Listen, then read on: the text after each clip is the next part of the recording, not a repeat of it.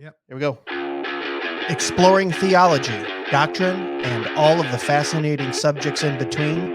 Broadcasting from an undisclosed location, Dead Men Walking starts now.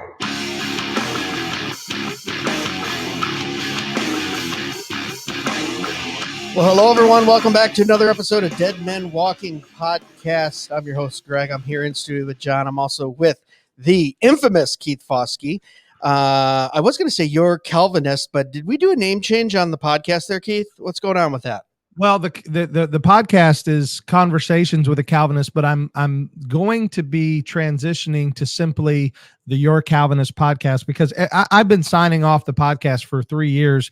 I'm Keith Foskey and I'm Your Calvinist, and so to simplify the name and sort of bring everything under one banner, because on Twitter I'm Your Calvinist, and sometimes people don't connect Conversations with a Calvinist with that. So now it's just going to be the Your Calvinist podcast with Keith Foskey. So. Look at that. That hasn't happened. Hasn't happened yet. 30 seconds into the show, and we're already announcing breaking news, the rebranding of Keith Foskey. Awesome.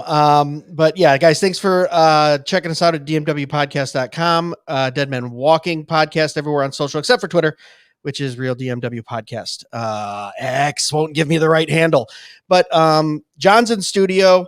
John, you might have heard his voice down at some of the Fight Laugh Feast stuff. He was on for the Bible Draw, and he's been hanging out, and wanted to have him in here. You were on the show before, right, John? Yeah, about a year ago. About a year ago.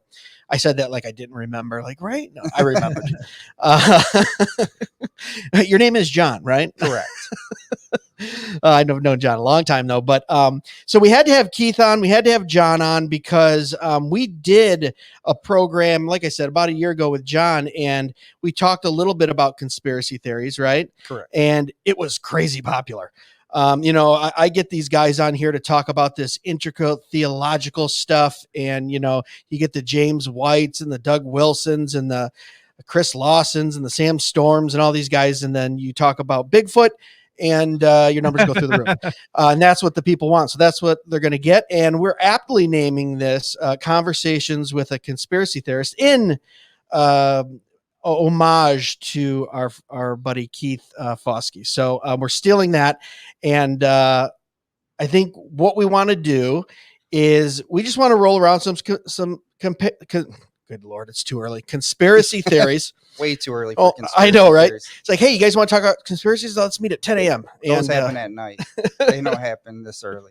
Right. All conspiracies happen after 2 a.m. in the morning. But what we wanted to do is I said, bring two that, I don't know, that you kind of think could be true or that you've rolled around in your head, and then bring one that's just absolutely insane to you and you don't think has any bearing in fact at all.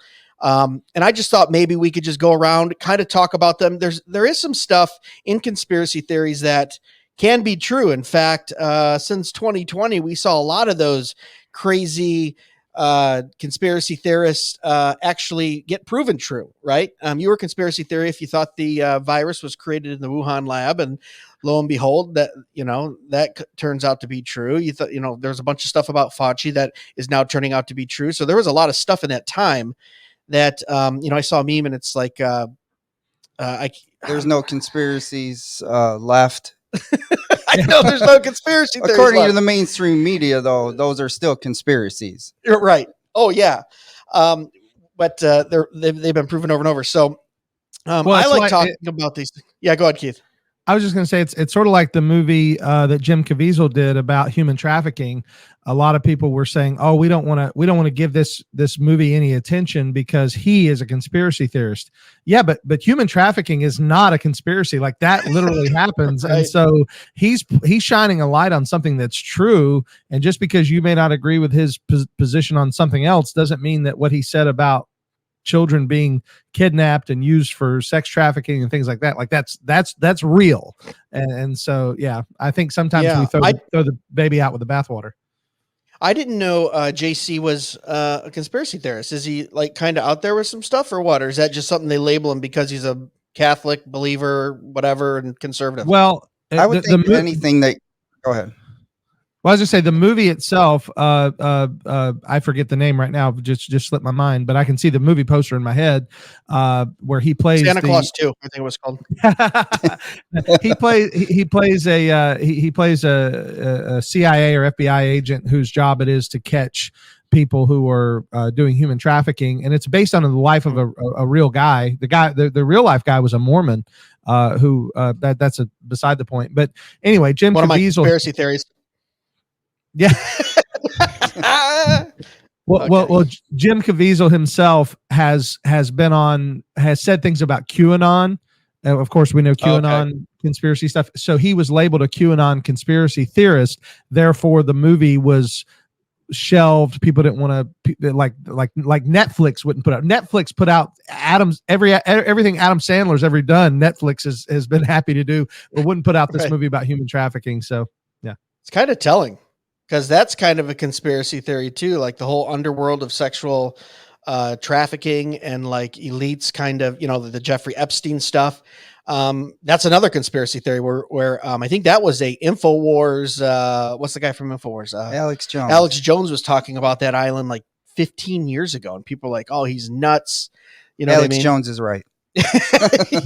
Well, even the clips you see him going off about like gay frogs, like licking frogs to turn you gay. That turned out there's a paper that the federal government released, and they're like, "Oh, we were working with some type of chemical that would change estrogen and testosterone levels to like turn men into women and women into men." Like some of that stuff that he talks about, like I said, they're based in some type of truth. And I think that's kind of what I want to say at the beginning too, is like one, conspiracy theory as a term was kind of made up by intelligence, the government intelligence, to kind of deride anyone who had those thoughts.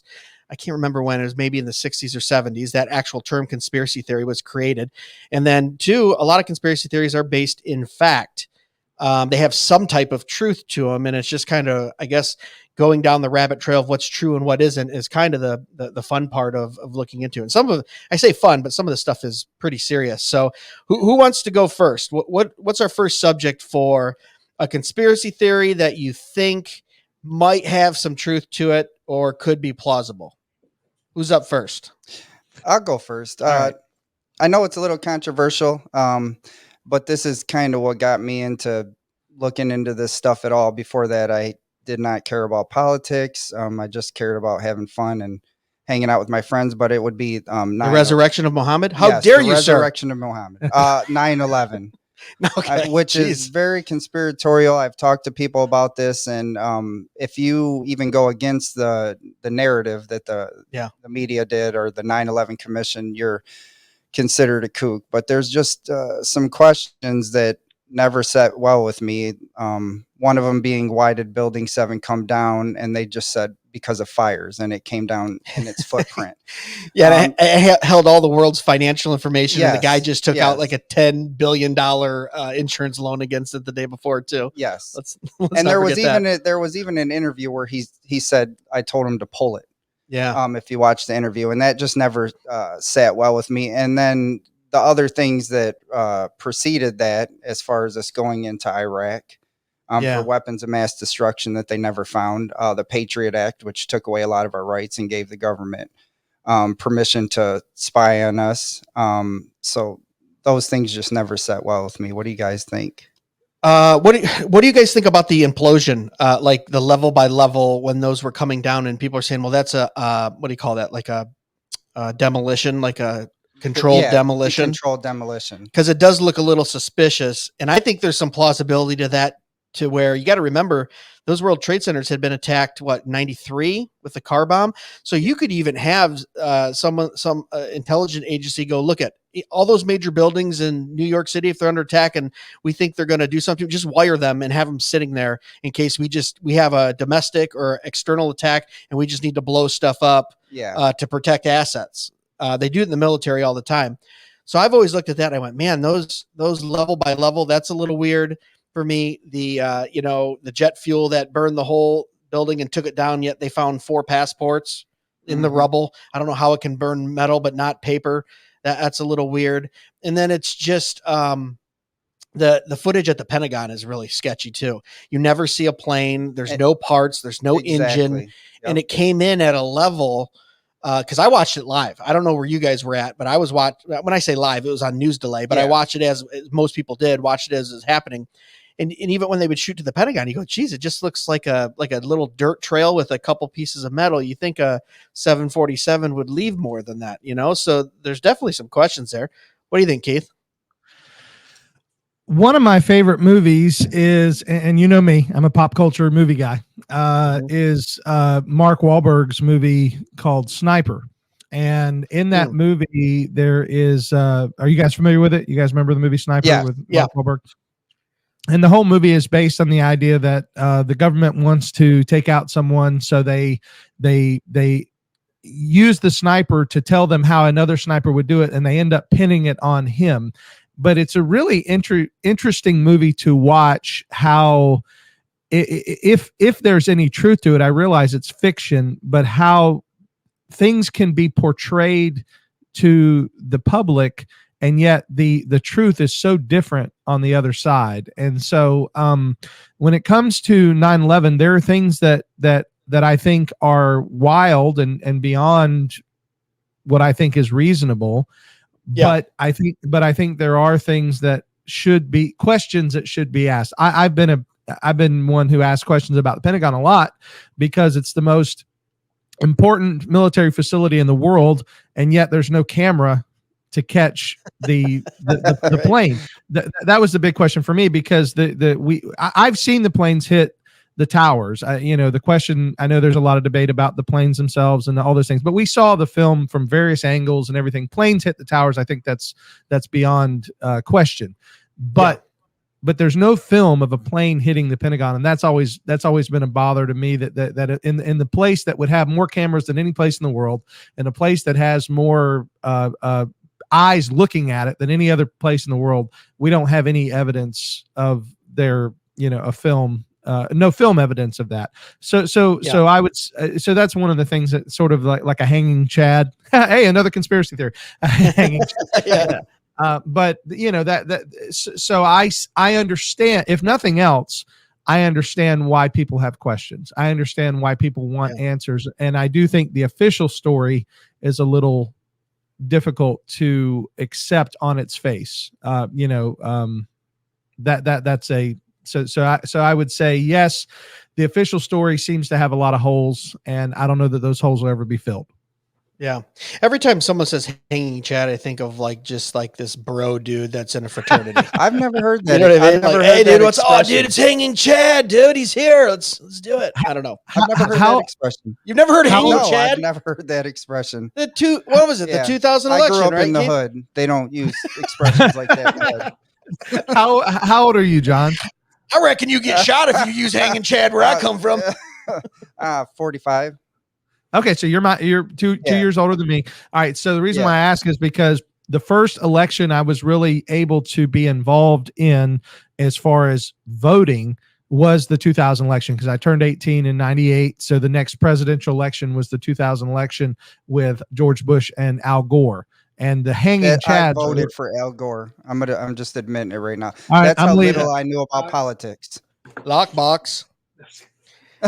Got to put Social Security I wasn't a Christian at the time. I didn't know anything about politics, and I just liked the way the guy talked. Lockbox. Yeah. And I liked his go ahead. Once you get fooled, can't get fooled again. Strategery. Go ahead. Those are some of the best SNL sketches, by the way. That era of well, the reason why I was asking, go ahead. The hanging Chads happened during the 2000 election when the pieces of paper that were punched by the punch voting machine didn't fall off. Therefore, they couldn't count those votes. And so they had people who were going through and literally manually counting where there were pieces of paper hanging from the voting ballot, and they called those hanging Chads. And so the phrase hanging Chad meant a a conspiracy to overthrow a vote. That was where that term comes from. Yeah, and then George Bush was like, I think we should let the Secretary of State decide it. It's my second cousin. It was like real. Talk about voting conspiracies too. Like that was back in 2000. Yeah. That was a whole thing. We weren't nearly as divided, I don't think, or conspiratorial because they basically just let the Secretary of State of Florida decide the election. And they were like, okay, I guess that's what we got to do. And then, swore him in. I will just real quick. I will say there is some bizarre conspiracies around 9/11. Like I had watched one where they said the plane wasn't even real; it was a hologram. Yeah, and that bombs that went off. But there was eyewitnesses saying that they heard bombs. Firefighters, policemen, different people that were on the street that said they heard like boom, boom, boom, boom, boom. And you can watch videos. Maybe not on YouTube. They scrubbed everything. The only thing I would say to that is if anyone has ever been under duress or have adrenaline, and I just experienced this just five days ago. I was up north hunting. You're sitting there quietly. A deer walks out in front of you. You raise up your bow or your gun. You just automatically get some adrenaline. I'm about to shoot something. And you really have to focus to make sure things don't go blurry. You remember details, what way it's going to run, where it's moving. There's a weird thing where people hear gunshots and they think it's, firecrackers or, bombs. So there's a weird thing too. When you're under duress, you're not, eyewitness testimony is already kind of shaky, but when you're under duress, it can be a little shaky. This is where I land on 9/11. Just because of the government's track record. Could the government have known about the attack? Absolutely. Do nothing about it. Seize an opportunity. I think what is the leftist saying is don't let a good crisis go to waste. Mm-hmm. I would totally be on board to say there was probably some people high up, bureaucrats within the intelligence community that said, there's a 90% chance this is going to happen. Let's play it out because we can probably sacrifice a few people's lives to advance our kind of military agenda. I don't think that's conspiratorial at all because the government does that all the time. It's been happening throughout history. I mean, throughout the whole time, man. We go down and inject people with stuff in Argentina to see if they can get recover from syphilis. We put poison in the alcohol during Prohibition. That's a fact. The government said, "Hey, keep putting more poison in there," and basically rubbing alcohol inside there. So there's all this stuff of we practiced on people with LSD for mind control, MK Ultra. That's not a conspiracy theory anymore. Those papers have been released. So the government does have a long line of going, let's sacrifice a few people for the greater good or the better agenda. Heck, the papers just came out with JFK when they came to him, and a paper got all the way to JFK's desk that was like, hey, we want to shoot down a commercial airliner with U.S. citizens on it and then blame it on Cuba.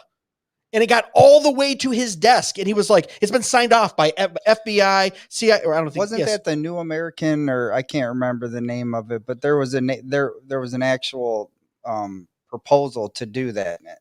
No, that's what I'm saying. The proposal got to his desk. All it needed was his signature. And he goes, what in the heck are you guys doing? And he wouldn't sign off on it. And then, 6 weeks later, right after he said he wanted to end the Fed, he's dead. Talk about conspiracy theories, but Keith looking like he wants to say something on that. Go ahead, Keith. Well, this is why I don't fly on planes. There's no chance. There's no chance the government's going to be going, you know what? I want to make a statement by blowing up his Ford F-150.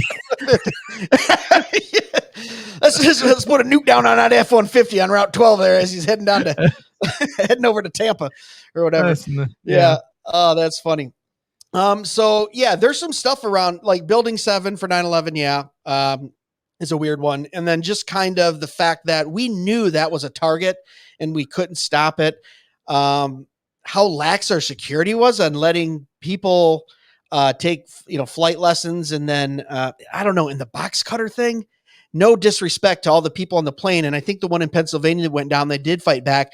But how do you, if you're in a plane and you're already like, look at, if this thing does not land, I'm dead. And someone holds a box cutter up to me. I mean, the worst you're going to do is give me a couple 2-3 inch deep stabs before I've cut myself with the box cutter. It's not life threatening. I used to stock groceries and I hit my hands and my wrist a couple times and just put a Band-Aid on. I will challenge that thought only on this thought. Yeah. And again, I know we got to get on to some other conspiracy theorists. The reason why a person could overtake a plane with a box cutter is because it was before 9/11. And I know that sounds weird because it sounds like I'm being anachronistic. What I'm saying is now it would never happen because we've seen the result. But if I had a box cutter, I don't want to use myself as an example. That sounds bad. If a person had a box cutter, clip it, post it. And the very first thing they did, I know this because I teach personal protection. I also teach how people handle stress. And you were talking about stress earlier. There's something called the autonomic nervous system, which takes over and causes us to do things like have tunnel vision, vasoconstriction. All these things happen when we're under stress and we think we're going to die. If a man stands up and cuts the throat of a stewardess, everybody's autonomic nervous system is going to go crazy, and they're going to begin to think they're next. And that creates a sense of fear, which does cause they talk about the fight or flight syndrome. There's not two, there's three. There's fight, flight, and freeze. And the vast majority of people freeze under that level of stress. When they see somebody's head literally get cut, because I can kill you with a box cutter very quickly. Because I teach modern arnis, which is Filipino knife and stick fighting. I can ruin you with a box cutter with no problem. If I cut, dude, we got a killer on the program, dude. Well, I mean, right here, if I were to cut you as far as I can into the depth and hit the bone, you're going to bleed out before the end of the fight. Because right here is those, people kill themselves here. Well, the veins that connect here are back here. And if I cut you all the way to the bone right there, we have hairy parts that protect us. We have non-hairy parts that don't protect us, which is why we should do this and not this when we're afraid. Because this is the hairy parts are designed to protect us. This is why boxers cover like this. I'm sorry, this is a whole other conversation, but it seems like you've studied this pretty in depth. I think you should change your podcast name to the Jason Bourne podcast, bro. The box cutter. The box. I'm just saying with that, I believe that people can be sent into a state of fear by seeing someone else die very quickly. And if they think they're next, which is what happened on the flight, you mentioned the Philadelphia flight. There's a man on that flight. I forget his name right away, but he was a jiu-jitsu fighter. He was the one who was on the phone, and he said, "We're fixing to go. We're about to fight this guy." And they got in line and went and they charged him because they knew the other alternative. The other alternative was we're going to die anyway. So anyway, so sorry. They made a call from one of. That was interesting. In 2001, he made a call from one of those super cell phones that reach cell phone towers from 9 miles, 10 miles in the air. Again. Another conspiracy theory. Just to back up for what Greg said, that was called Operation Northwoods. That was okay. Ooh, we got a fact checker. The U.S. Department of Defense in 1962, they did that to bring us into the Cuban War, or try to. That was a proposal to try to. That's so crazy. I don't know. I think you're right, Keith. Just to finish this off, but just to agree and disagree with you, I think you're right. You're looking. You have the expertise in like kind of the what everyone would do. I don't know. I had a gun pulled on me 3 times now in my life, and every time it didn't feel like freeze or flight. I was like, all right, let's do this. And I don't know if that's just an ignorant response. Now I had a gun too. And once I showed it, the 2 times it got pulled on me, they put it away because it wasn't worth it, I don't think. But I just in my mind, and I know everyone does this. Well, if it was me up there, I would have, right? We all do that. But I don't know. I've seen some gory stuff and it doesn't really faze me at all. You know what I mean? I just went, man, a box cutter. Let's go, dude. I'd be choking you by the time you. Well, maybe not. You could slice them and bleed out, but that's not even conspiracy. I don't know. Behind the arm. Just right here, though. Just right here. Towards the armpit. You want to know what? I'm getting some underarm guards, dude. Next time I fly, be like, let's go. I tell you what. I mean, I carry a gun everywhere I go. If I got my pants on, I got my gun on, and it's for that reason. Because if a guy pulls a knife, I'm going to put 2 in his chest and 1 in his head. So as a black belt, if someone challenges you, you just put your hands up and go, pick your weapon. You want these or this? No, as a black belt, I avoid every potential threat because I've studied. I have watched hundreds of hours of actual fights and people being attacked. And you would be surprised how easily even a trained fighter can be injured.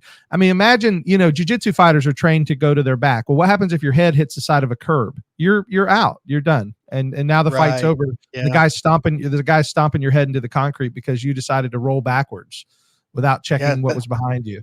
That's what happened in American History. Yes, that's exactly what I thought. That guy wasn't jiu-jitsu, dude. Yeah. Do you have your hands insured? There's no such thing. Are your hands insured? That's another theory. Here we conspiracy. go. A conspiracy theory is that martial artists have to be What's registered your as lethal weapons. deductible on your hands? What's your deductible? Is it comprehensive or collision? He's like, I got collision on these bad boys. Even if I accidentally hit you, I'm covered. Get out the way. Hangnail. That's a special. I'm George. I'm George. The hangnail. I'm George Costanza. The hand model. The hand model. Oh my gosh! Iron. Dude, oh my gosh! Just walking around with oven mitts on out in public. You gotta protect these babies. Yes. Oh man. Oh, That's what they call him. It's his nickname in the dojo. Oven mitts here. Watch out. All right. That's what you get for avoiding. That's what I get for avoiding manual labor all my life. These soft hands that can kill you. Okay. All right. Let's cap 9/11. Yeah, there's some stuff there. But Keith, why don't you give us one? Which one that you think might have? I don't know how we're going to recover from oven mitts, but let's get back. Let's get back to this. Mine is so stupid. I like it. We've had such a serious conversation about. I didn't know we were going to 9/11 first. Hey, look at. I wanted to get it out of the way. I was a little worried about it. You never know how people are going to react to that. When you invite John to a podcast, he gets right into the serious stuff. Dude. He's like 9/11. JFK moon landing, flat Earth. Like mine is literally the Loch Ness monster. Is that a conspiracy theory? I don't know if it's ever. Look at dude. All I know is in the 80s when I was a kid, I'd stand in line at the grocery store, and like the Inquirer every other week would have a picture of that dang Loch Ness monster, and I was like, "Is that thing real? Where are they getting these pictures?" So here's my conspiracy. It's not a conspiracy as much as it is just, is it something that is real that people don't think is real? So I in that sense, conspiratorial. Yeah. I think that there are undiscovered creatures, yes, some of which would absolutely eliminate the timeline that's held by the evolutionist position. And that's where I think the conspiracy side of it comes in is I think that there's a position that's held which says that dinosaurs had to be, billions of years ago and we are here and there's no connection between the two. And if there are connection points like the Loch Ness monster and other things, it would destroy that timeline. It would destroy that positional distinction. And therefore, I think it's downplayed as joke. It's downplayed, but I think there's things out there which demonstrate that this Earth hasn't been here as long as people think it is. So I'm a young Earth. I'm a young Earth Christian, but I think there's actually like some physical things out there that show that I think dinosaurs are still on the Earth. That's what I'm saying. I think dinosaurs are still out there. Hey, this is the conspiracy episode.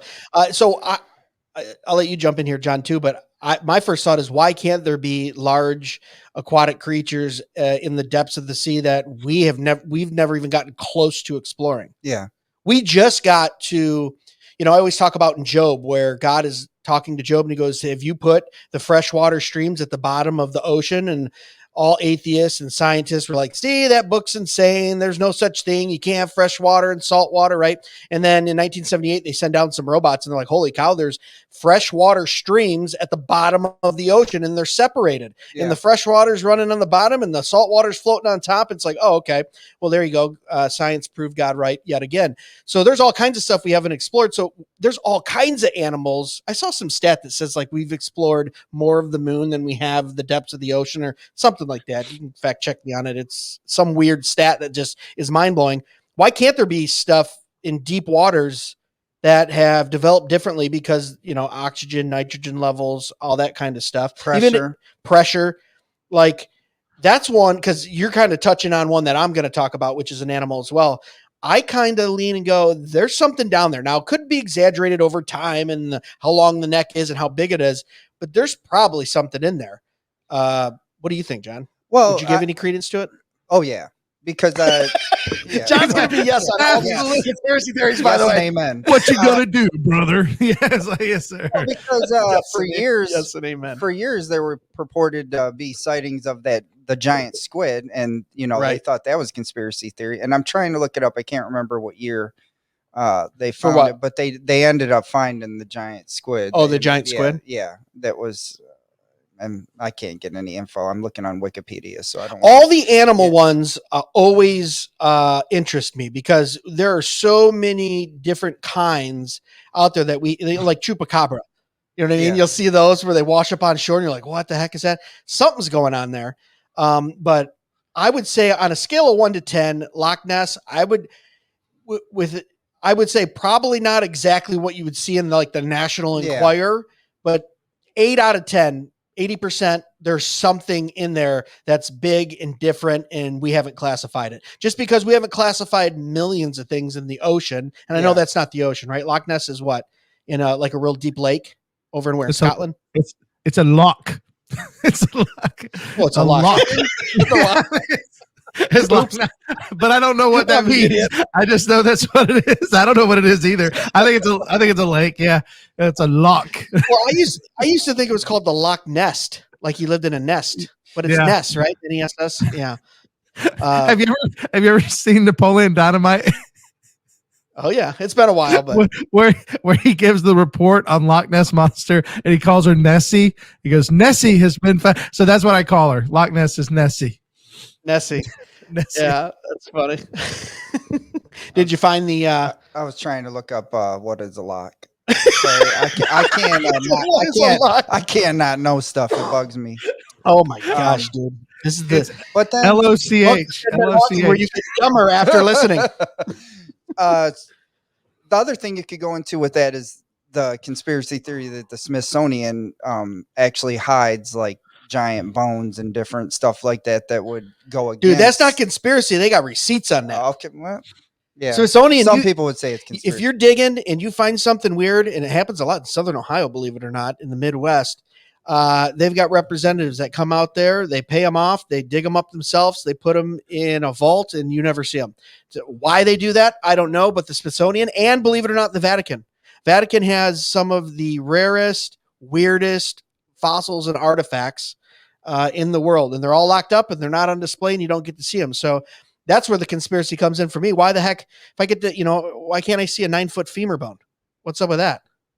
You know, I don't know if, did Keith, did you fall asleep? Did he sleep? No, I'm awake. Frozen? I'm sorry. No. My face was like, no.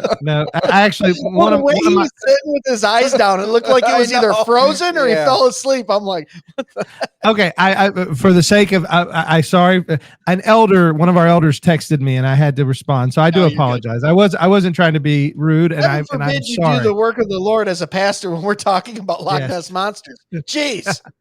Okay, get your priorities straight, Keith. I can tell you what a loch is if you want. Okay. Don't you put it on like a bagel and fish sandwich? Yes. Okay. Or on a door. On a door. Okay. So what is the difference between a loch and a lake? Well, the main distinction is where they're located. Lochs can be found in Scotland and Ireland, whilst lakes are found elsewhere in the world. This is because the word loch comes from the Gaelic language, which means lake. Or historically, basically. Okay. All right. But then you have lochs that are like canals where you go into a canal and you got the loch where it raises up the. Right. So. Okay. So it's a big, deep, but it's a deep lake, I thought. I remember reading it's like deep, super deep, and wherever that is. I think there's caverns under there that go into the.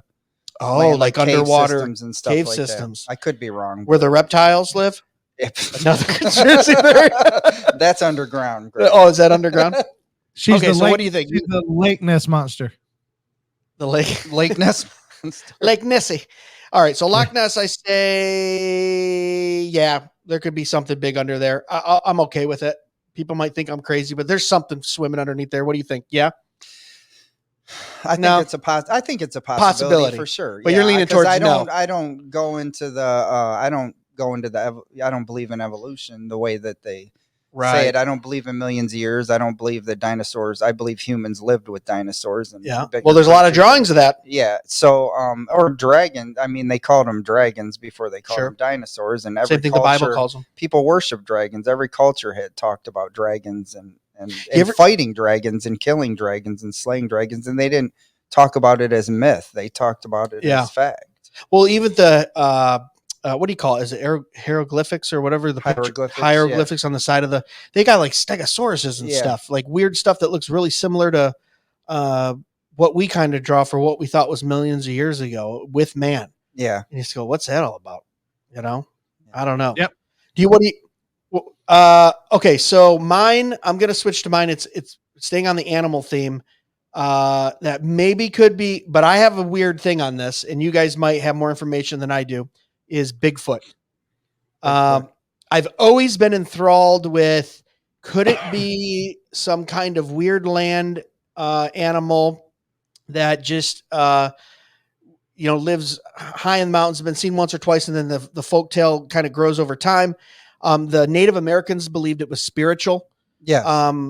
That's where, as the auditory tradition goes, that's why they would even say how, because when when they greet each other with the hand, it would show 5 fingers and not 6, because Native Americans experienced giants with 6 fingers, kind of like Goliath is recorded with. And they said that Bigfoot was a spiritual aberration. They would appear and then disappear.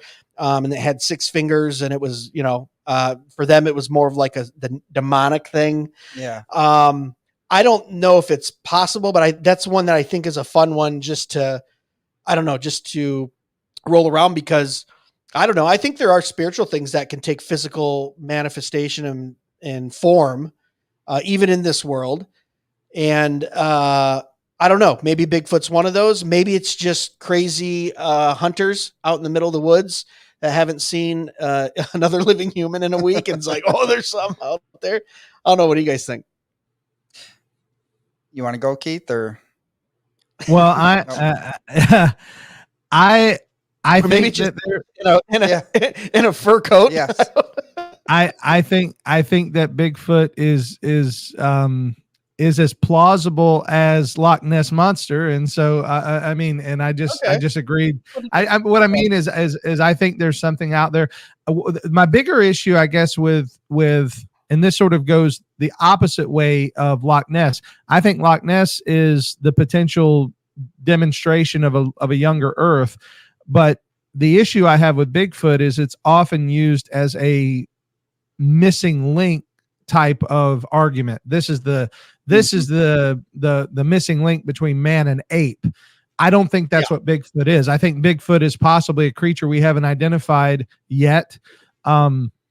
As far as the spiritual side of it, I heard there was the Haunted Cosmos episode on the issue of Bigfoot. They talk about the idea of it being a spiritual creature. I had not really thought of that before then. So I just think the idea that there are plenty of animals that are not yet on our charts, our understanding. And so I think the way I've always thought of Bigfoot is just an undiscovered creature. And I think of like we used to call the phrase was abominable snowman. Abominable means to smell bad or to have an odor.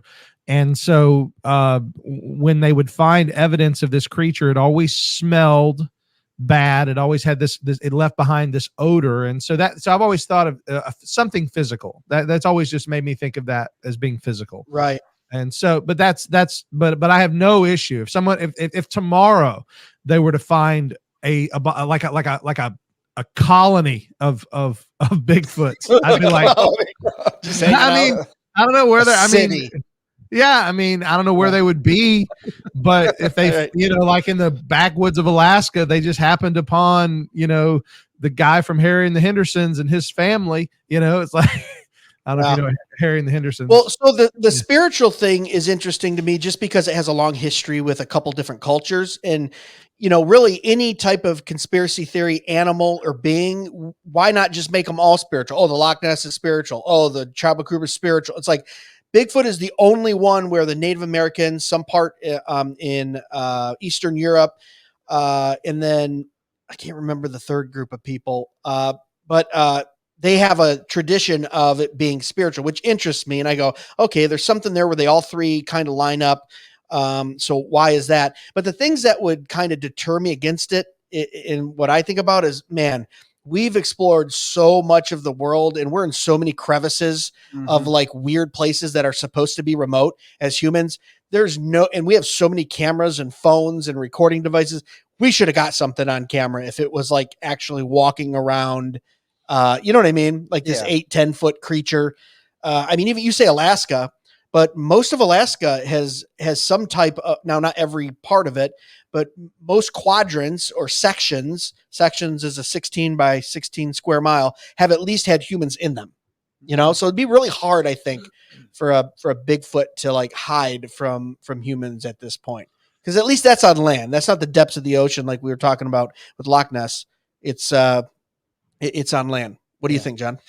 Well, I had watched that Haunted Cosmos episode. Well, they have 2 episodes, and I mean they're a couple hours long. And I've always thought of Bigfoot as just a physical creature that people had seen. You know, you always see that photograph that they still can't kind of explain, but they went in to talk about where it even like would disappear into a mist, or I think at the end of one of the episodes they talked about it communicating with the lady telepathically and then protecting her, and I never heard that before I listened to that episode of it being maybe like a spiritual type creature like you're talking about. So I don't really know where I stand on the Bigfoot. It's super just interesting. But then I agree with Keith too, that, you know, if we did find something like that, the evolutionists would be like, look, this is the missing link. This is what we were. But they call but I don't know if it would change anything for believers, because they call, you know, apes, and you know, we're linked to them somehow because our DNA is 98% the same. It's or like Neanderthals, you know, which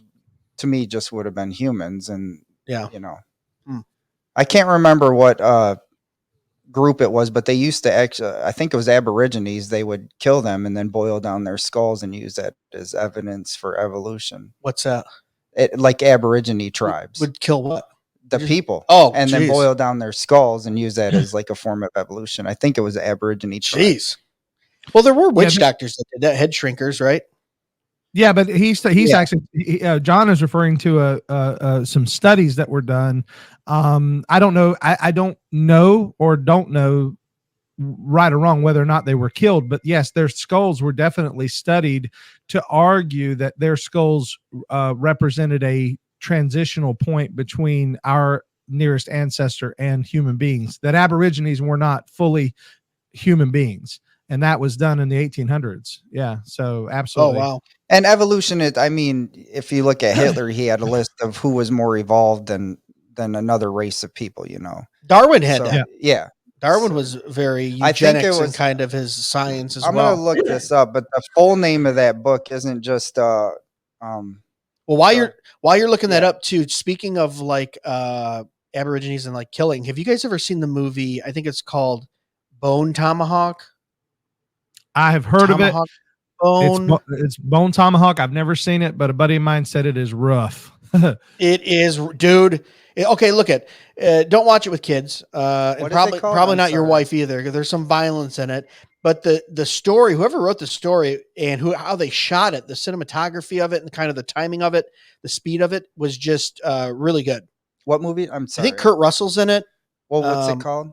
Bone Tomahawk, I think. Oh, and I've never, And it's essentially set in like maybe the late 1800s, mid 1800s, and there's like this last tribe of Indians that are out there that have evolved, you know, and kind of just been separate, and they're gruesome, and they capture people and kill them basically. But I don't know why I brought that up, but it just made me think of that. He said people. So real quick, the full title of his book is Origin of the Species by Means of Natural Selection or the Preservation of Favored Races in the Struggle for Life. Right. It's right in the title. Yeah. So, Favored, you know, they've always viewed certain cultures as less evolved, you know, than Europeans and stuff like that, which biblically that would be absolutely wrong. I don't understand how the crazy secularists, atheists, leftists, progressives, all those guys who are big evolutionists don't see the racism in Darwin's theory and the selection. It's just crazy. That's why they took out the whole title. Yeah. To teach it in schools. Oh, that's true too. Yeah. All right, let's move right along. So we're back to John. We might not get to all these because we've already been going a little bit, but so John came out of the gate with 9/11. Jeez, right off the top. Then we went Loch Ness. Then we went Bigfoot. What do you got? Another one that you go, there might be something there. New World Order. Oh yeah. All right. Now we're getting into it. With basically, what are you gonna do? What are you gonna do, brother? Oh wait, I think I'm thinking not the WWE New World Order. Just the idea that there's a group of elites who control what happens throughout the world. Or at least guide. I know the Rockefellers would be mentioned in that. Sure. Even during like World War II, they funded both sides of the conflict. You even had Ford and GM building tanks and stuff like that for Germany and making money off that. But being in America, IBM, they actually did the punch cards for the Jewish people and stuff in the concentration camps and stuff like that. But just these elites and these people with money that kind of control what's going to happen in society. I know now the newest thing, it would be like the economic forum, like Klaus Schwab, and then you Bilderberg. That's a real thing. Yeah. Then you have his underling. I think it's Harari, whatever. Yeah, that dude is scary. But Klaus talked about. Klaus Schwab is the closest thing to a Bond villain that I've ever seen. Oh my goodness! Even his outfits are like, what are you going to do, Mr. Bond? But that Harari Noe, I think I'm saying his name right. He even says like, we don't believe in the God in the clouds. We believe in the God of the clouds, like the IBM cloud and this and that. And he talks about how humans are useless and we don't know what we're going to do with them once all this technology and AI takes off. And he basically says that the human mind's hackable and that we really think that we have a choice to choose our thoughts, what we don't, that they can basically hack us and control us and stuff like that. So, so I think there are, Keith, you tell me what you think about this too. I look at it more like, and this ties in for me to like the Illuminati conspiracy theories too, like New World Order, Illuminati. I think anyone who's making decisions at an elite level to push an agenda, and I don't know if sometimes it's specific things, but moreover, I look at it as we want to move in this general direction, which is anti-Christ, anti-God, right? And what is the commands of God? Go forth and multiply, get married, have kids, have dominion over the land and the animals and all these things. And the plan by kind of the elitist or the anti-Christ, the spirit of anti-Christ. When I'm using anti-Christ, I'm saying like anti-God, right? I'm not saying like the man of perdition and all this stuff, like, end time stuff. I'm saying that that agenda is alive and well 100%, right? We see it. We're like, abort your baby, go trans, be gay, don't have kids. They're too much money. It's going to hurt climate change. They're, you know what I mean? They're financial stress. And you like, everything to stop population growth. You have, what's his name? Gates. Like, we need to have 2 billion people on Earth instead of 8. And we're overgrown and overpopulated, which is funny because 98% of the people live on 8% of the populated Earth. We have a lot of room to expand if we really wanted to. So I look at that and I see, and remember, Illuminati just means illuminated. Like, that's the crazy thing too. Ones. The worst thing the church or believers has ever done is made a Satanist into like this goth guy with mascara on and a pitchfork, and he's like bloodletting goats. That's not what Satanists and Illuminati people are. They just believe they are illuminated in the fact that Satan comes as the angel of light, and he illuminated our way of thinking and made us the judge of right and wrong, and that's the way it should be. You talk to a real Satan worshiper, not like a LaVey, but like a real, like, I believe Lucifer was correct when he deserved worship over God we should know right from wrong. We should be making the decisions. God should not be the moral arbiter of this world. We should be. And they're actually pretty normal. They're just anti-Christ. They're just anti-God and everything that they stand for. They're not doing rituals with beads and, like I said, bloodletting goats. And now there is that sect of it. But they laugh at those people and they go, yeah, keep the Hollywood version of Satan alive because we got really real things to do over here as the ruler of this air to advance things that are anti-Christ. Let's population control. Let's make everyone, let's erase genders because the created order is man and woman. So I don't know if there's like a group of 5 people that sit around a table and make decisions, but I do know there's groups of elite people that do not believe in the created order and anything God has instituted, and they have their own agenda. And I think that trickles down into like legislation and laws and regulations and the way countries rule and run. What do you think, Keith? I think that, well, you said it, Satan, right? There is a conspirator. There is a grand conspirator. I don't think the people that are in positions of authority always know that they're connected. I don't think that they always know that there's we think of conspiracies like guys in a room who are, see, the cigars and wait, is Humphrey Bogart running the world? We're gonna take over the universe. Take over the world, see? No, but is it Groucho Marx part of the Illuminati? That's the most ridiculous thing I've ever heard. Yeah. Hold on. I have to get something here. Hey guys. Hey, see, there you go. What do you say we give the women the right to vote and destroy the country? See, just real quick because it's bugging me. The guy's name is Yuval Noah Harari. Okay, you were close. Okay, yeah, I would have never remembered that. Yeah, but so there is a grand conspirator, right? Satan is the ruler of this air. We fight against principalities, spiritual things, but those things do come into the physical realm, right? Yeah, and that's what I'm saying is there are people who are doing Satan's bidding, and I don't think that they know it.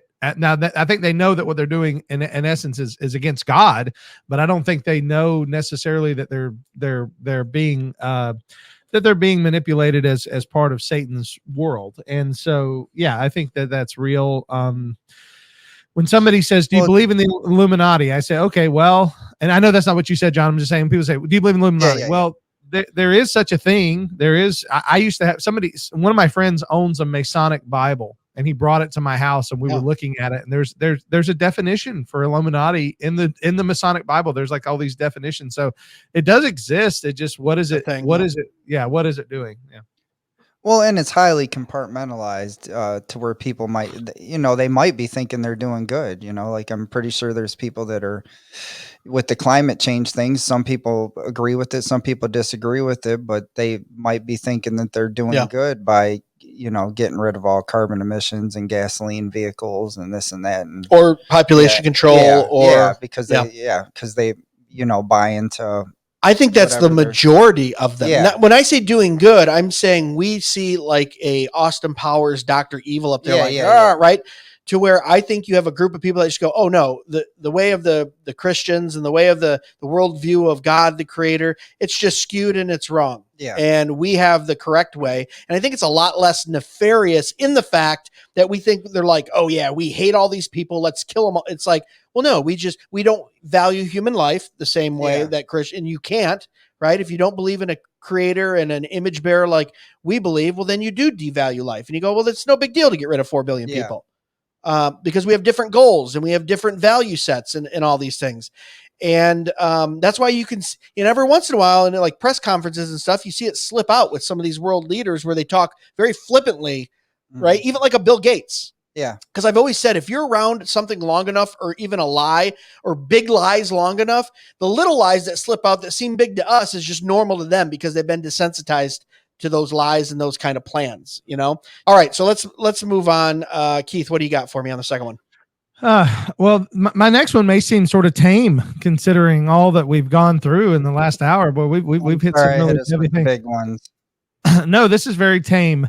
It's actually a conversation I had with my wife last night and sort of took me on a different path because I had a different second one, but then she asked me a question. She said, do you think that the reason why the government puts fluoride in the water is because they intentionally want to poison us? And the question was because it was raised in a podcast that she had listened to where the guy said that fluoride actually creates mental deficiency. It lowers IQ. It creates mental cloudiness and problems. And the question of do we put fluoride in the water is not a question. We do. We've put fluoride in the drinking water of billions of people or millions of people for years. The question is it intentionally being done to help or is it intentionally being done to hurt? And that's what was raised. And I said, you know what? I don't know. It's hard to know what the real motivation is because obviously they say it's for the good of our teeth. Yeah. But is that true? I mean, I'm on well water, thank God. I don't have to worry about it. But He's like, I just got iron and sulfur in my water, the way God that's intended right. it. Yeah, no, that's a good one, because also they've done studies, and like you said, it almost make like decision making and things like that can be dulled. And the conspiracy basically is that's how you kind of just tamper down a whole society, is just get them to where they don't really want to, I don't know, riot or civil war, or kind of push back on anything that might, upset them. Which I don't know. I mean, we've seen riots the last 3-4 years though, every summer, I feel like. So it's like, I don't know if it's working, but fact that there is fluoride in the water, and fact that it is unhealthy for you. So then the question must be asked, like you said, why are we doing it? Now, the official thing is, hey, it's in such low doses that it's not going to affect you. Yeah. But I don't know of any long-term studies that have been done on minimal amounts of fluoride going into your body over time, because you can have a minimal amount for a short period of time and it doesn't do anything. But, over a long period of time, 20, 30, 40 years, I don't know how that affects you. What were you going to say, Keith? I was just gonna say, and who gave them permission to do it? Like whose idea was it? Hey, we're all gonna fix our teeth with a minimal amount of fluoride. Oh, and yeah, it's gonna make us stupid. I mean, like who was? Well, is it a minimal amount if we're brushing our teeth with it every day, drinking tap water with it? A lot of drugs have it in there. A lot of your psych drugs have fluoride in it. And then I'm looking here at a list of side effects for fluoride: skeletal weakness, neurological problems, high blood pressure, acne, seizures. Jeez. High intakes can cause tooth decay.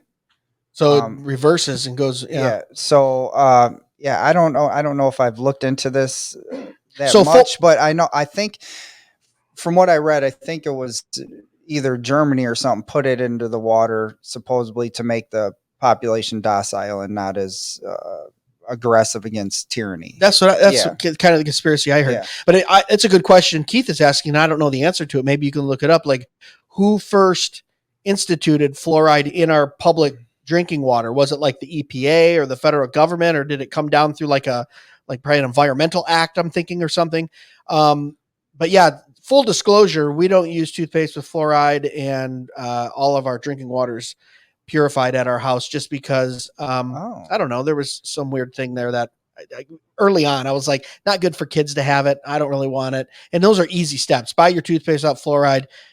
We have a coal filter on the fridge along with some other filters that'll take it out. What do you got? So this is saying in 1945, Grand Rapids became the first city in the world to fluoridate its drinking water. The Grand Rapids water fluoridation study was originally sponsored by the U.S. Surgeon General, but was taken over by the NIDR shortly after the institute's inception in 1948.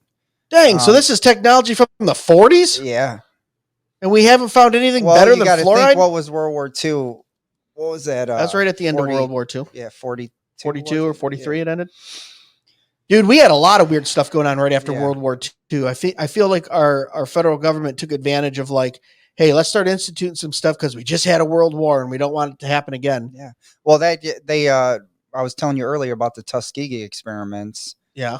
Which they did on African American men. They basically let them die of syphilis. They told them that they were treating them. They started the study before the penicillin was created, but then when penicillin was created, they still just let them go through and die. Their families ended up getting it. Some of their kids ended up getting it. And the CDC and I can't remember, one of the health organizations, they actually fought in court to keep this going and just let it run through all the way. Yeah. Just to see how they would die from syphilis. So, I mean, we do that in third world countries a lot. Actually, there's a lot of that. What do you think, Keith? Where's your head on that? It's scary what I think is possible, especially having seen what happened with COVID. Right? It's hard for me to not see a nefarious hand in so many things when it comes to sickness and disease, and the potential willingness to use people as guinea pigs, and to say we're doing this for a good cause. I mean, are you guys familiar with the eugenics movement?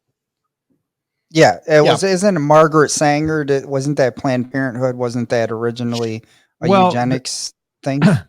The eugenics movement was early in the 20th century, the idea that we need to eliminate bad genes and promote good genes, and therefore we will force sterilization. We will, and there are court cases where people were forced sterilized because they were considered to be less desirable in their physical traits, or less desirable in their social economic status.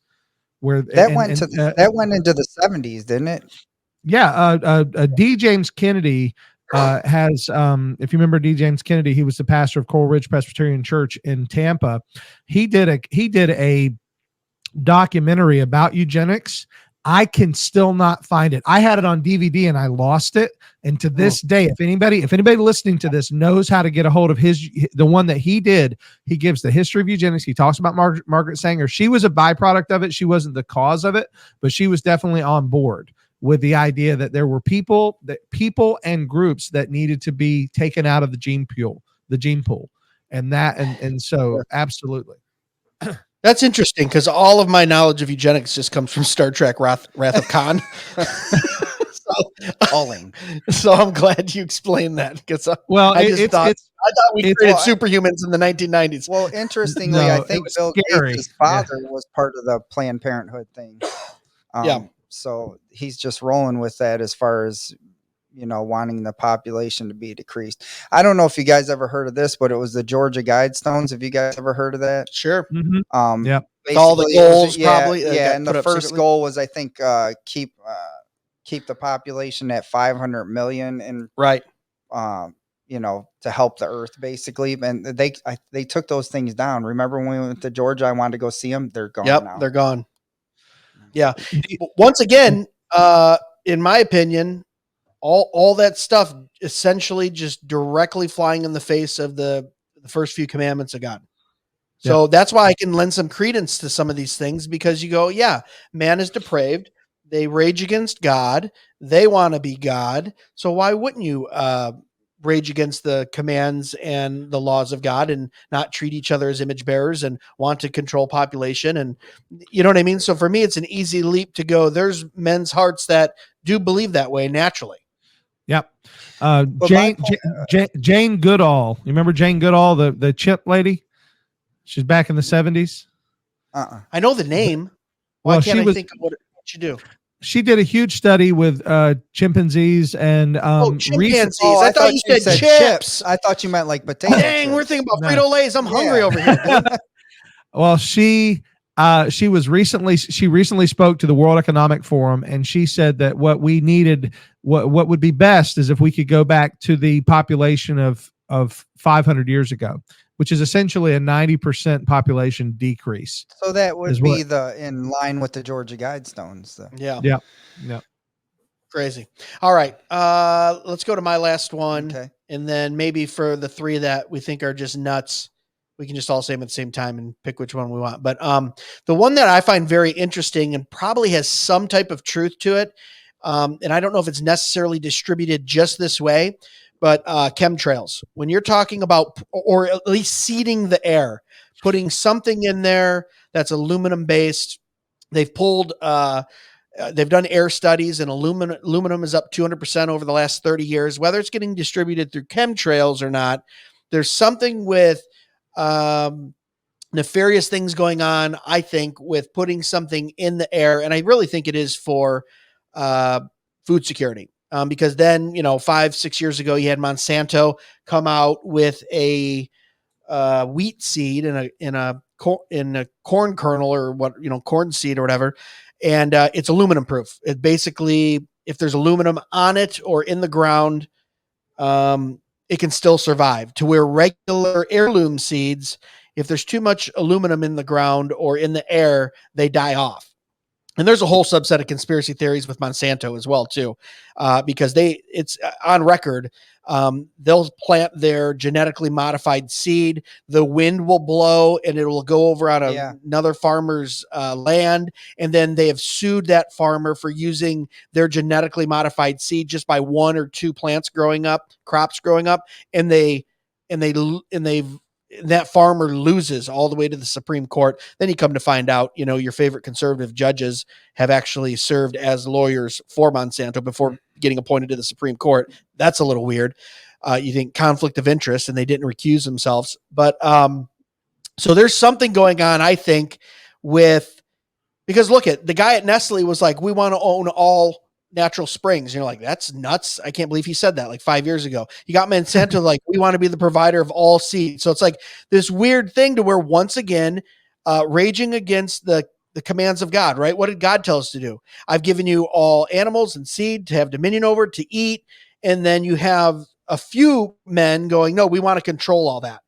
We want to be able the ones that provide humans with sustenance and food and water. And I think it's just, kicking against the laws and commands of God. But there's something there, I think, with not necessarily chemtrails, but like seeding the air with some type of aluminum, or maybe they do it through chemtrails. For that to happen, though, you'd have to have like a mass conspiracy going on. Like, how are they getting it into the fuel tanks and stuff like that?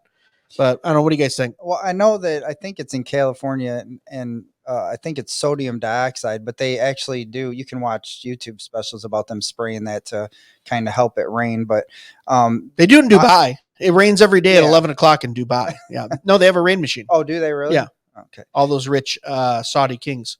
But this, I don't know if this is happening now. I would assume that it might be. But I'm reading an article right now that the U.S. considers sun blocking to cool the earth. And then I know Bill Gates has been involved with this to spray particles in order to oh my gosh. He's becoming Montgomery Burns from The Simpsons. He looks like him too, but hey, Simpsons always predicting the future, right? Yeah, sun dimming technology that would potentially reflect sunlight out of the Earth's atmosphere, triggering a global cooling effect. The stratospheric controlled perturbation experiment. So Bill Gates is just up there like, excellent. Yeah. Well, I just think he, if there's anything financial that he can be involved in, he'll do that. So I don't. But so I mean, is it a possibility? Yeah, they're proposing it right now. I know there was a National Geographic magazine that I had gotten probably 8 years ago that talked about that's what they wanted to do, is block, in order to stop climate change. They wanted to block out the sun. They wanted to make most of the landmass to where humans couldn't even go on it, to help Mother Earth, replenish herself. And they had zones where humans could go in, and they had the stack 'em and pack 'em cities, like the 5-minute or 10-minute city, or no, 15-minute cities. Okay. That they're starting over in Europe, to where everything that you need is going to be within 15 minutes. So, I think it's a possibility that they could.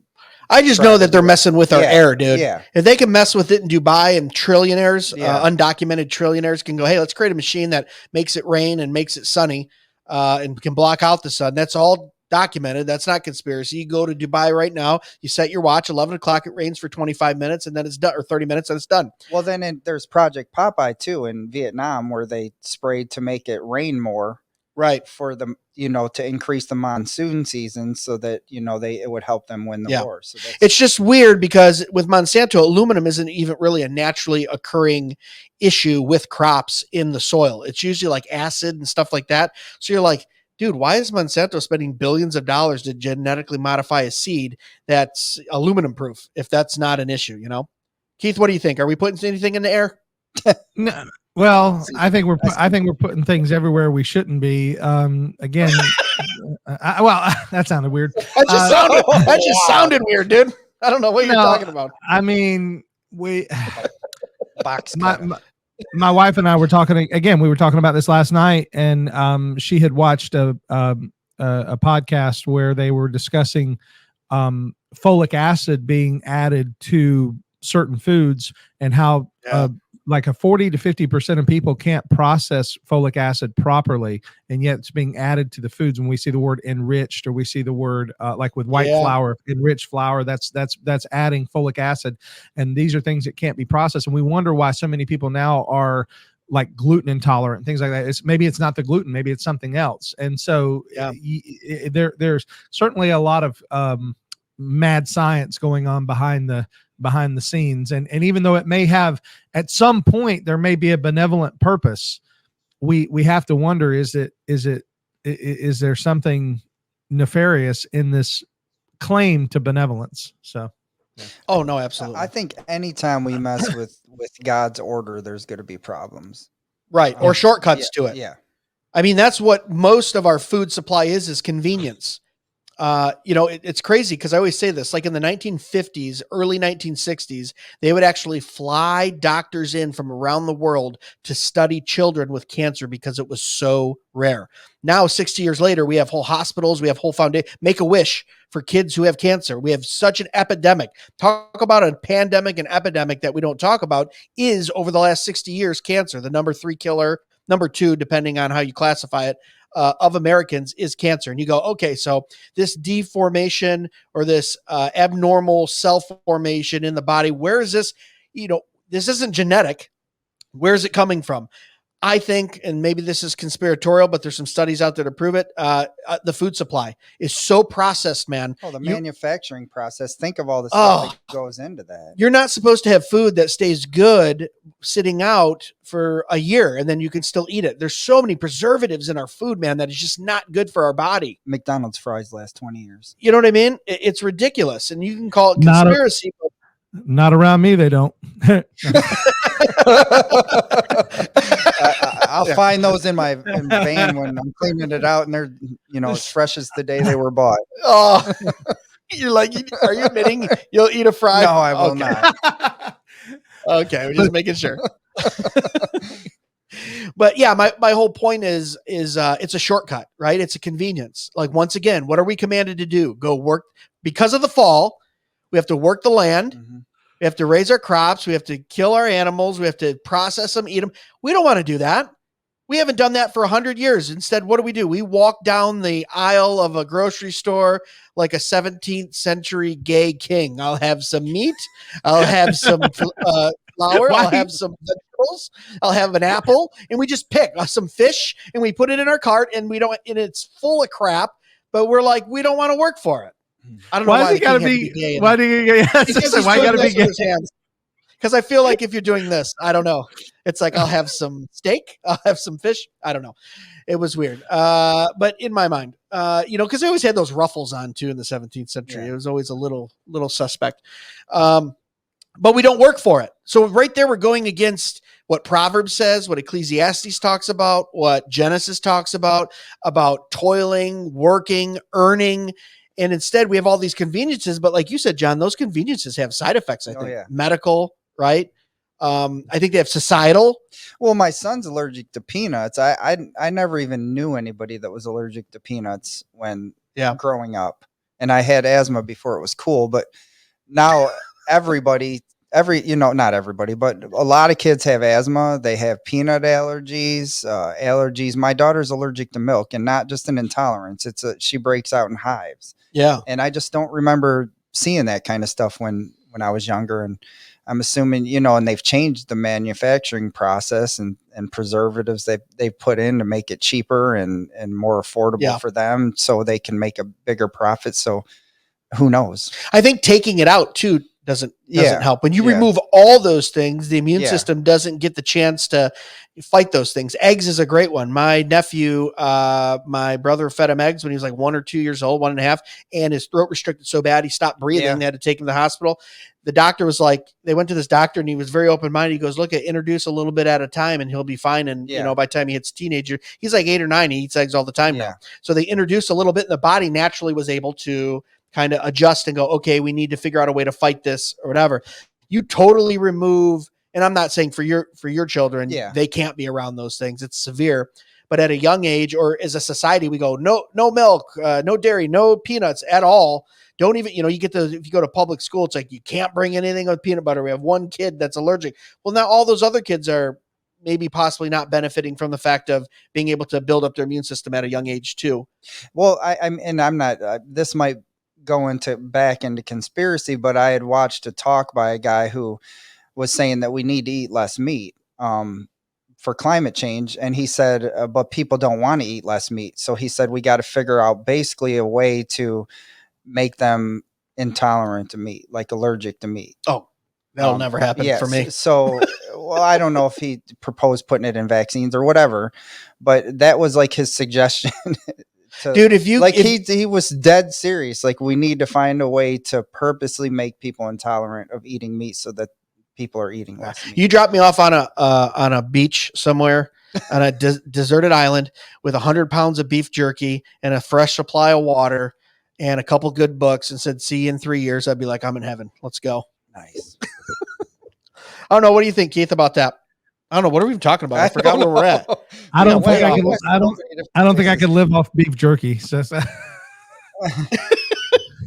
Oh, you were going into we were started with chemtrails. Oh yeah, and then we went into different types of things. I don't know. I think you could definitely be doing something with the air. That's just my thought. Yeah. Okay. Well, regardless, there is air pollution, regardless of if they're spraying it from planes or whatever. That's true too. So, factories and automobiles and, just different aerosols that are being sprayed into the air. So remember the whole ozone? Were you guys all remember the ozone scare of like the 90s? Like, oh, there's a hole in the ozone. We're all going to burn. The Aquanet scare. Yeah, the Aquanet. And then it just went away. They're like, oh, I guess we sold less hairspray. We're good now. They fixed it.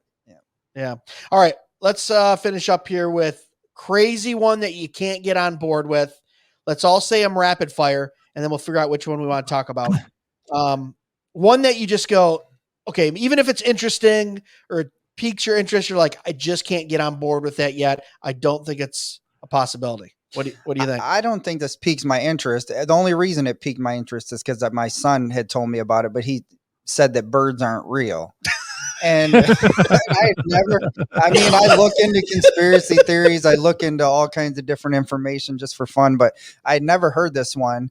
And I guess I shoot pheasants all the time, dude. I'll tell you, they're real. Basically, I eat duck too. The conspiracy is that all birds were killed like in the early 50s, 40s, and that now they're surveillance drones, basically. And that's I was like, there's no way that people believe this, but apparently it's satirical. The guy just made it up, but apparently people still believe this, even though it right there shows you that people will just believe just about anything. Birds aren't real. Yeah. I just shot a bird just a couple months ago and I ate it. So that bird was real. What do you think, Keith? What's your crazy one where you're like, I can't, it's out there and I can't get on board with it? Mine's going to start a fight and I don't know. I don't want to. Here we go. I got a box cutter. You got a box cutter? Yeah. I got a box cutter. You better get your insurance plan out. No. Steven Seagal is actually a good martial artist. No, that's not it. That's not. Oh, you're going to cut you off right now. Steven Seagal cannot run. No, I didn't say he could run. I said he was a real martial artist.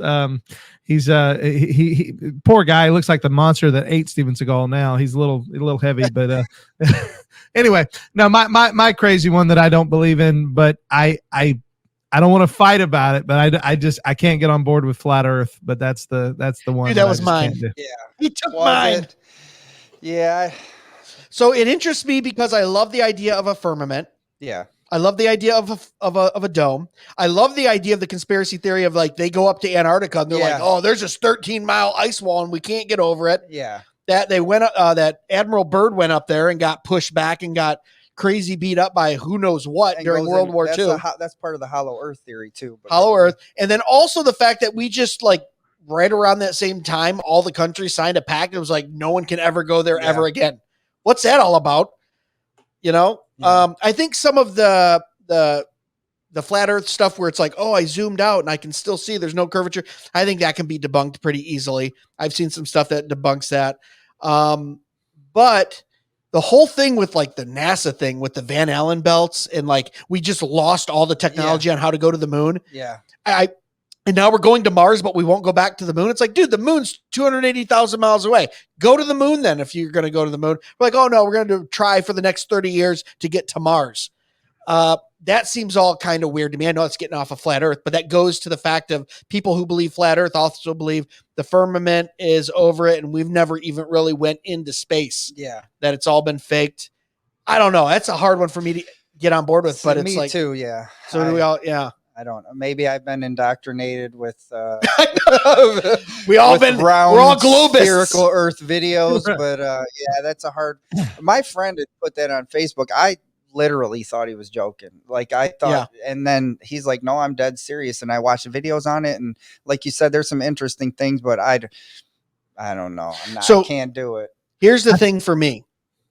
Really quick before you jump in, Keith, is in this area, I have not done enough study, looked at enough stuff, and I'm not nearly smart enough to explain all the gravitational stuff and the earth spinning and going through space and how tides work. I'm like, dude, I don't even know. Yeah.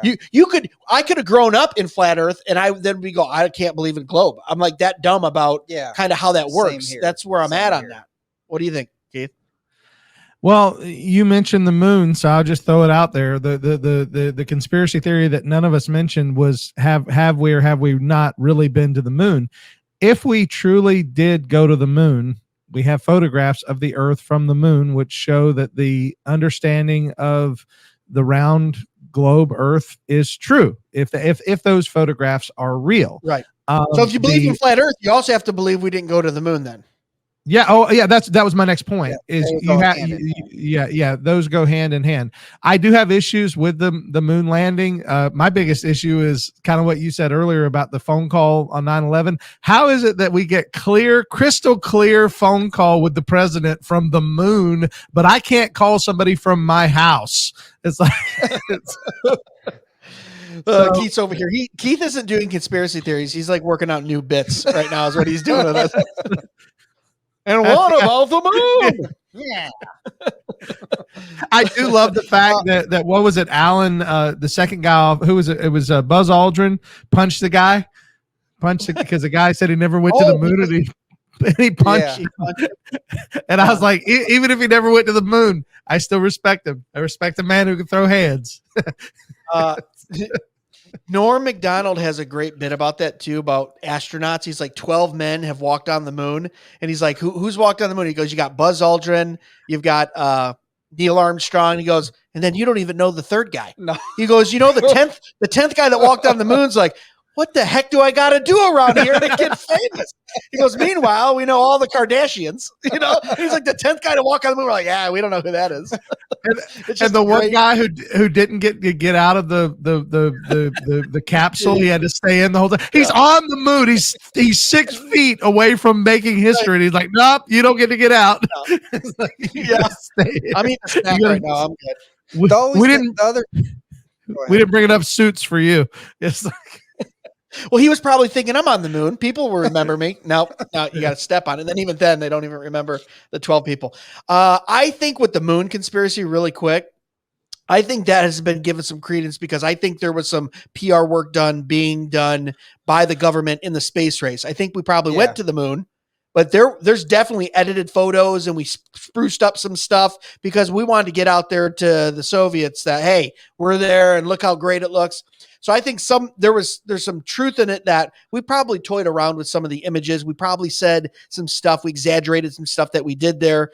But man, that would be such a massive conspiracy to never. Well, and NASA funnels millions and millions of dollars a year. So, I mean, there would be motive for that if it wasn't. But then again, a few years ago when they said, Ellen DeGeneres is a paid CIA agent and she's there to talk about, keep everyone's fears calmed about wars and spying and stuff like that. I was like, oh, well, geez, I never saw that coming. But now that's not, who knows, dude? Oh, that.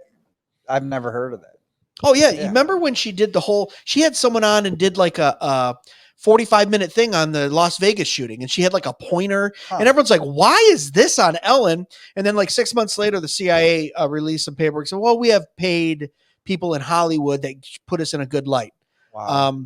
Like the producer of the Jack Ryan series on Prime with the guy from The Office. I can't remember his name. They have like, what's that? Jim. Yeah. Like, so the director's on the payroll. So he's paid to kind of write the CIA. They're always the hero in all their movies, right? Yeah, I know the CIA has funded movies before. Yeah, and so Ellen DeGeneres is a paid entertainment kind of operative. She's not like doing spy missions, but she's there to like. She's an influencer Within that space to always. They were put them in a paying good people light. during COVID. They were paying influencers to push the COVID vaccine. Yeah, so there's crazy stuff out there where I would never think is real, and then you find out and you go, oh my gosh, there's some weird, crazy stuff going on in the background. So Flat Earth was yours. What was yours again? Birds aren't real. Oh man, flat Earth was mine too. So now I don't know. I don't know. Another crazy one that I can't get on board with is I'm trying to think of them. I don't know. I mean, the Operation Fishbowl where we nuked a bunch of stuff in the sky, that's actually real. And we did it over Hawaii, but we were like, let's do a little South Hawaii so people don't get flash blindness. That was the actual reason. They were like, go a little farther south, so if they look at it, they just get blind for like a couple minutes and not for days. It's in the actual paperwork. So they set off a bunch of nukes. But I'm thinking of that because that's flat Earth. Flat Earth people go, because basically what happened was they were going to set them off in space. They got to a certain level and just blew up. Oh, really? And then when the particles spread out, it went into like a dome, and they couldn't figure out why. And all the flat Earth people go, see, can't get past the firmament. Yeah. I think that was called Operation Fishbowl. If you wanted to, if anyone listening wants a to lot look of it up. operations going on. A lot of operations. I just think about the game Operation. I don't know. That's exactly what I thought of when I said that. Dude, that game was awesome when you were a kid. I'll tell you what, you want to talk about adrenaline and being under pressure as being a little 7-year-old, your hand shaking like this for the win. And you're like, if I could just get this bone out without touching, because that buzz seems so loud. Yeah. Did it give you a physical vibration too? Or no, it was just a buzz. It might've felt like that because it was so abrupt. Yeah. It lit up his nose. That's what it was. Yeah. All right, so let's wrap this up. So we had a bunch of different crazy conspiracies that we talked about. Some of them could be some truth to. Are there any ones out there right now that's a conspiracy theory that you 100% believe? Like, yep, I don't know how to explain it. It's technically a conspiracy theory, but I'm on board with it. Is there any of those, or are we all just kind of like, well, it could be, I need some more information? You know what I mean? Like, that's kind of how I approach. I'm pessimistic or a realist, I would say, naturally. But I don't think that they're, as far as the jab, I don't think they're fully going into some of the side effects of that. I don't know if they're doing enough studies on things that potentially could be caused by that. Oh yeah. Yeah, because some probably people on the left would say, well, that's a conspiracy theory that you think they're hiding information No, I think there's some, I mean, we just don't have enough time or enough people to test it on. Basically, we were the test run. What do you think, Keith? Is there any active conspiracy theories out there that you go, yeah, I'm on board with them? Yeah, I think January 6th, all the stuff surrounding January 6th after the election, I think I think people were let into those buildings. I think it was purposeful to make Republicans look like they were trying to take over the United States. Honestly, I think the entire thing is overblown. And when I hear people say, "Oh, this was an attempted insurrection," I think it's ridiculous. So, especially with the new videos that just got released just a few days ago. Yeah, that's why I was a couple guys that had full Trump gear on, and they're flashing their badges to get through, and then they're letting people in. Yeah, no, that's a good one. And it's ironic that Tucker Carlson got fired when he was going to talk about that. Yeah, release it. Yeah. I think that's another one, Keith, to your point, like never let a good crisis go to waste, right? Like the Dems go, look at, these are mostly Trump guys, and they're in the Republican Party. Let's use this to, when I hear somebody like Bill Maher talking about how scary and dangerous it was on January 6th and how this was I'm like, Bill Maher says some things that I actually like sometimes, but that just shows that even, I mean, it's out of there. It's out there. Yeah. All right, cool. So what's the final word do you think, Keith? I'm going to throw this to you since you're the pastor in the room. How should Christians view conspiracy theories? Should we dabble in them? Should we ignore them completely? Should we look at them and read them through a certain worldview lens? Is it okay to, kind of look at them as a believer? Like, what do you think? I think that's that's a very good question, because I have had in my own life and ministry had to deal with people who they find so much fascination in conspiracy theories that they can't pull themselves out of that to have any real engagement with their brothers and sisters in Christ, because that's all they want to talk about. That's all they want to do. That's all they want to see is this mass conspiracy around them. And I try to say, but wait a minute, is God not still sovereign? Is God still not sovereign in the midst of this craziness? And can we not find some comfort and peace in his will that's being worked out, even in the midst of all these people who are trying to thwart his will through their foolish, the Bible says that he sits on his throne and laughs. And so can't we just, like we've been laughing a lot today, can't we sit back for a moment and just laugh and say, God's got this, God's going to handle this. And even if there is a grand conspiracy to make sure that we never have a righteous election in our nation again, can't we at least say that whoever's in charge is there by the divine appointment of God to either bring our good or our judgment, because he is working out his will throughout the world. So that's what I would say as a pastor. We gotta trust the Lord even in the midst of crisis and crazy. Yeah. Amen, dude. That's a good bow tie right there. Keith, tell everyone where they can find you. Well, I live at, no, I'm sorry. I was like, my home address. Right now. I'll tell you, with all those clothes in the background, I kind of want to come hang out, dude. It looks like a cool hangout place. This is my Theo shed. I built a shed into a studio, and this is it. But no, I'm at Your Calvinist on Twitter. You can find all my videos at calvinistpodcast.com. If you want to email me a question that I will address on my show, you can email it to calvinistpodcast@gmail.com. Awesome. Johnny, you want to tell anyone where you got any social medias where you hang out or discuss stuff, or no? No. He said no. Here with Greg. All right, cool. Guys, thanks so much for sitting down and doing this. This was fun. I think I learned a lot too. And I don't know, man. Just remember too that most of your the people who believe in all the conspiracy theories are dispensationalists usually. So just remember. No, I'm just kidding. I'm kidding. Andrew Rappaport, we're talking about you. No.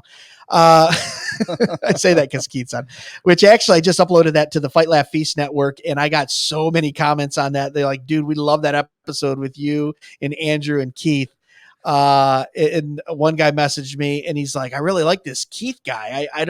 I've never heard of him. I said, you got to go check him out. So I sent someone your way too off that episode. But yeah, guys, thanks so much for listening. And I know I just mentioned Fight Laugh Feast, but I am now on the Fight Laugh Feast network, invited on last week. We're working on getting everything uploaded to PubTV, the app for the video and the audio. But you can find us in the Fight Laugh Feast feed anywhere you get podcasts. But of course, you can get this podcast anywhere you get podcasts too. So we're going to be doing some more stuff with some of those guys as we move forward too, since they'll be on our network with about 8 or 9 other shows. But other than that, nothing really changes. I'm going to pick out who I want to be on, talk what we want to talk about, have fun stuff like this, like conspiracy theories, and then who knows, get into learned theological discussions with scholars and pastors and things like that. So it'll still be the same array of weird, crazy stuff that we do here on the podcast, but just a little bit different with what network we're on and who it's getting pushed out to. Some additional people will get to hear the podcast as well, being on that network. So guys, thanks so much for hanging out with us for the hour and a half. Keith, thanks so much for being on. Yes, sir. Glad to do it. I love that he gave a salute on an audio podcast as if and didn't say anything for 5 seconds. I do video all the time. So that's me. Yeah. I'll be on the lookout for my debate upcoming with Spencer Smith on the rapture before the tribulation. So that's coming in December. Yeah. And then after that, in February, I'm going to see you down in Tullahoma, where you're going to be speaking at the Why Calvinism podcast with Jeffrey Rice. So yeah, and I'm advertising for that right now. So if you listen to this podcast, you already heard the advertisement at the top of the show, but check Keith out there, because he's going to be recording those as well too. And I know you're going to bring the fire just like you did last year. I'm excited to see you over there. You too, brother. John, thanks for coming in and hanging out with us. You're welcome. Dude, I love that you came prepared. You got the laptop. We're looking stuff up. We're talking stuff. But anytime you want to come back to in studio, John, you know you're welcome. Guys, remember, the chief end of man is to glorify God, enjoy him forever. God bless. Be sure to check us out at DMWpodcast.com, where you can purchase the best and snarkiest merch on the internet, support the show, and leave us a review or message. Dead Men Walking can be found on Facebook, Instagram, and YouTube at Dead Men Walking Podcast, and on Twitter X at Real DMW Podcast. The Dead Men Walking Podcast is part of the Fight Laugh Feast network. For exclusive show content, be sure to download the PubTV app and become a member. If you're a business that needs to reach hundreds of thousands of potential customers in your demographic, podcast advertising might be for you. Send all inquiries to deadmenwalkingpodcast@gmail.com. None your biscuits.